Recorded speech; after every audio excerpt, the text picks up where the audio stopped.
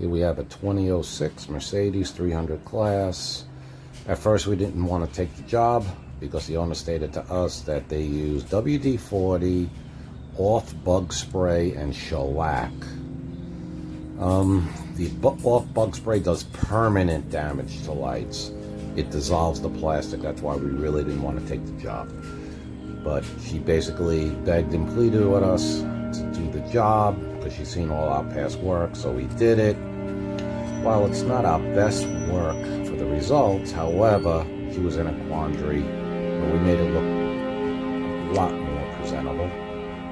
There is permanent damage. I mean, there's nothing you can take away from it. Off bug spray or WD-40 in the long term does permanent damage to headlights. It hazes them out, just get melting, and it's not a good idea.